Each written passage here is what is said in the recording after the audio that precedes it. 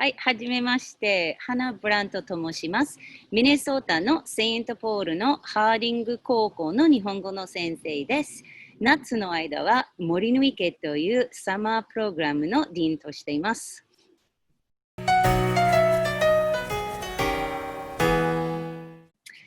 Well, I originally studied French and I love studying languages and it was really interesting for me. And my goal to study Japanese or my reason for studying Japanese was because I wanted to learn a language that had a different alphabet.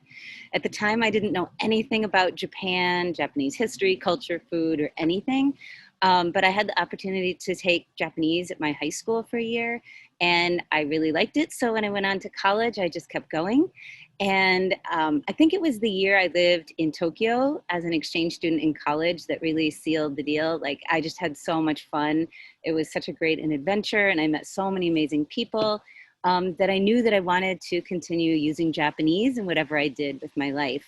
After college, I pursued elementary education, but that eventually transformed into high school Japanese because I just really miss using Japanese in the work that I did every day. I mean, honestly, it was everything. It was using the public transportation. It was navigating the world in another language, which for me was a really fun challenge. I had an amazing host family who supported me and taught me all sorts of things about food and holidays and culture and just my experiences traveling. It was just everything was new and it was so fun because you could figure it out. It was like solving a puzzle. So I think I just had so many positive experiences that, they were challenges in the beginning, but they turned into successes and I wanted to keep going.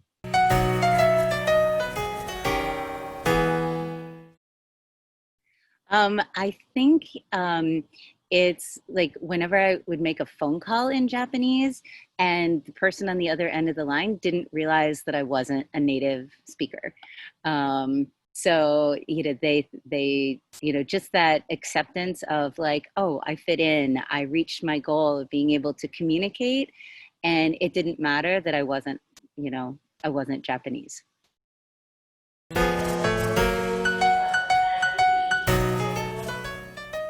I would say it's just finding the time to keep going when you're in class.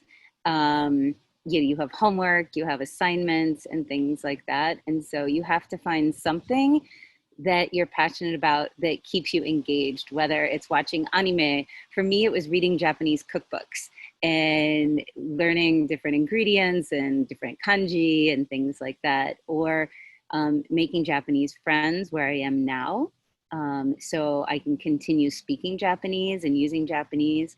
The internet has so many resources now. For me, my challenge now is just finding and making the time to study.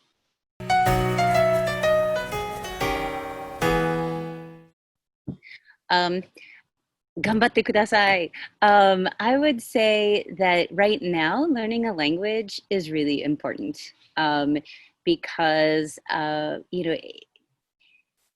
think one thing you do when you learn a language and you learn another culture, you learn a little bit about yourself, but then you learn how to see yourself in other people.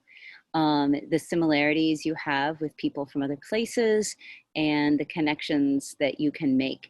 And I think a lot of the problems we have in the world right now would be solved if we just had a maybe open mind to people that maybe think differently. And I encourage people to just start seeing the world from other people's eyes as well. Right now is a perfect time to study Japanese because we are often stuck, our community is virtual, but there's so many opportunities to connect with people who are also learning Japanese. There's so many great resources online for learning Japanese.